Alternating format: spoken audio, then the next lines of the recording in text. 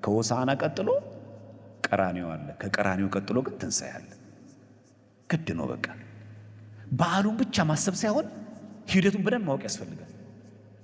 ለምንድነው ቤተክርስቲያናችን ዛሬ ጠዋት ማህሌቱ በከበሮ የሆነው? ሁለት ወገን አሉ፣ ያመሰግኑና ያላመሰገኑ። እኛ ካመሰገኑት ወገን ነን፣ ካላመሰገኑት አይደለም።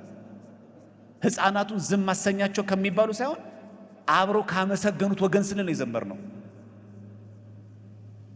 ስለዚህ ሁሉ ጊዜ ሆሳዕና ቀን የቆመ ሰው ቀራንዮ መርሳት ነገ እኮ ሕማማት ይገባል።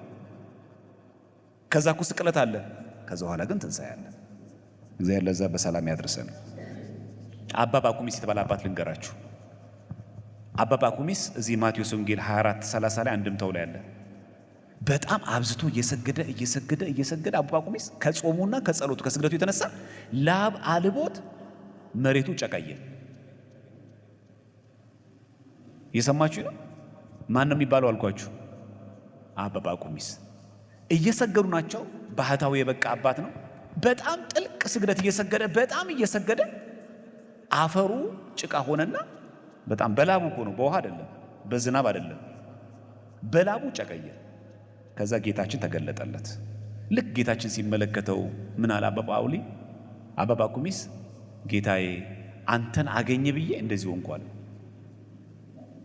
ከዛ ጌታችን ምን ሆኖ ታየው? እንደተሰቀለ ሆኖ ታየው። እኔም እንኳ አንተን አድን ብዬ እንዲተሰቅያለሁ አለው። ወይ ሲል መስቀሉን ሲያዩ ቀራንዮን ሲመለከተው ኧረ ገና ነኝ ብሎ መስገድ ጀመረ። አሁን እኛም እንደዛ ነው። አሁን እኛ ጋር የበቃ ሰው ቢኖር እኔ በቤተ ክርስቲያን ያየሁት መከራ ብለህ ብታወራ ለእግዚአብሔር ብዬ እኮ ነው ሁሉ ዋጋ የከፈልኩት ስራዬን ትቼ ምን ትቼ ብለህ የምናወራውን እግዚአብሔር ቢመዝነው እንደ አባ ባኩሚስ አፋችን ነው የሚያስይዘን። ልክ የተሰቀለውን መድኃኒዓለም ክርስቶስ ሲመለከት ወይ ገና ነኝ ለካ አለው። እሱ ቆም ብሎ የተናገረው አንተን አገኘ ብዬ እንዲህ በስግደት ጾምና በጸሎት ፈለግኩ አለው። እኔ ሳንተን አድን ብዬ ተሰቅዬ የለ እንዴ? ለሁላችን እግዚአብሔር አምላክ ማስተዋልን ያድለን። ስለዚህ ዘመናዊነት ማለት ነው በወቅት በጊዜ ከሚደርስብን መከራ ይልቅ መድኃኒዓለም ክርስቶስ ለኛ የከፈለውን ዋጋ እያዩ ይሄንን መከራ መናቅ ማለት ነው።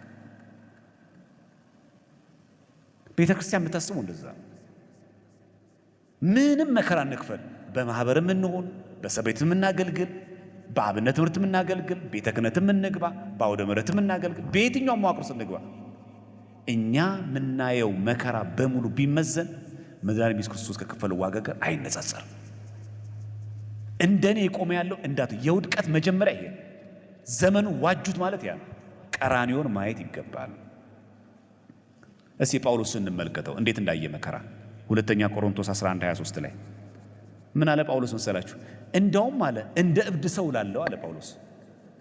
እንደ እብድ ሰው ላለው ካለ በኋላ እኔ ይበልጣለሁ አለ። በድካም አብዝቼ፣ በመገረፍ አብዝቼ፣ በመታሰር አትርፌ፣ በሞት ብዙ ጊዜ ሆንኳል። አይሁድ አንድ ሲጎድል 40 ግርፋት 5 ጊዜ ገርፉኛል። 40 ከተገረፈዋል እስራኤላውያን እንደምታውቁት አይሁድ 41ኛ አይገረፍም። ተሳስተዋል ብለው እየደጋገሙ 40 ሚሊዮን 40 አልሞላም ደግመ ትክክል አልቆጠርክም ያሉት 5 ጊዜ ገረፉኝ አለ ጳውሎስ። 3 ጊዜ በበትር ተመተዋል። ስንት ጊዜ? 3 ጊዜ። አንድ ጊዜ በድንጋይ ተወገርኳል። መርከቤ 3 ጊዜ ተሰበራል። ሌሊትና ቀን በባህር ውስጥ ኖርኳል። ብዙ ጊዜ በመንገድ ሄድኩኛል። በወንዝ ፍርሃት፣ በወንበዴዎች በኩል ፍርሃት፣ በወገኔ በኩል ፍርሃት፣ በአሕዛብ በኩል ፍርሃት፣ በከተማ ፍርሃት፣ በምድረ በዳ ፍርሃት፣ በባህር ፍርሃት፣ በውሸተኛ ወንድሞች ፍርሃት ነበረብኝ። በድካምና በጥረት ብዙ ጊዜም እንቅልፍ በማጣት በራብና በጥም ብዙ ጊዜም በመጦም በብርድና በራቆትነት ነበርኳል። ገድለ ጳውሎስ አረይታ የቀረውን ነገር ሁሉ ሳልቆጥር ዕለት ዕለት የሚከብድብኝ የአብያተ ክርስቲያናት ነገር ነው። እስቲ ይህን በሉ። የቀረው ነገር ሁሉ ሳልቆጥር በሉ። ዕለት ዕለት የሚከብድብኝ የአብያተ ክርስቲያናት ሁሉ ሐሳብ ነው። በቃ ቤተ ኦርቶዶክሳዊ ማለት ይሄ ነው። አይታችኋል ጳውሎስ ስንት ጊዜ መርከቡ እንደተሰበረ።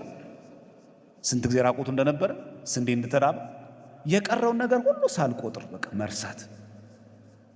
ለቤተ ክርስቲያን ለመቆም በዚህ ዘመን የሚፈልግ ሰው እኔ እኮ በእናታችሁ ይህንን ቤተ ክርስቲያን እንዴት አድርጌ እንዳቆምኩት፣ ይሄ ጽዋ ማህበር በነገራችን ላይ ይህንን ሚዲያ ቀጥ አድርጎ የሚያቆም መድኃኒዓለም ነው፣ አንተ አይደለም። እኛ ቀጥ አድርገን የምናቆመው ጽዋም የለም፣ ቀጥ አድርገን የምናቆመው ቤትም የለም፣ ቀጥ አድርገን የምናቆማትም ቤተ ክርስቲያንም የለችም። እንዳትሳሳቱ ክርስቲያኖች፣ ቀጥ አድርጎ የሚያቆማት መድኃኒዓለም ነው። እሱ ከመሰረታት ማንም አያፈርሳት። እንዳትሳሳቱ።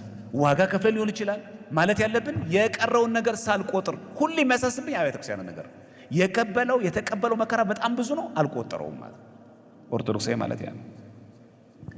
እሺ ኦርቶዶክሳዊ የሆነ ዘመናዊ ሰው ምን እንደሚያደርገው የሆሳዕና ቀን መሰብሰብ ነው?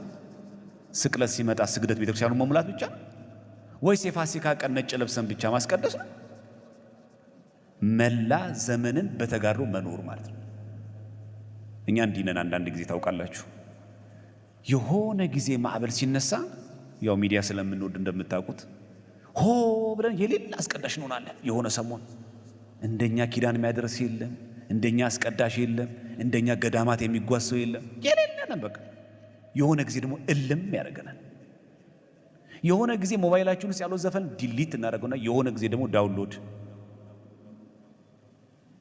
የሆነ ጊዜ ቤተ ክርስቲያን የማንጠፋ የመጨረሻ ከበሮ መቺ፣ የሆነ ጊዜ ደግሞ ናይት ክለብ ያደርገናል።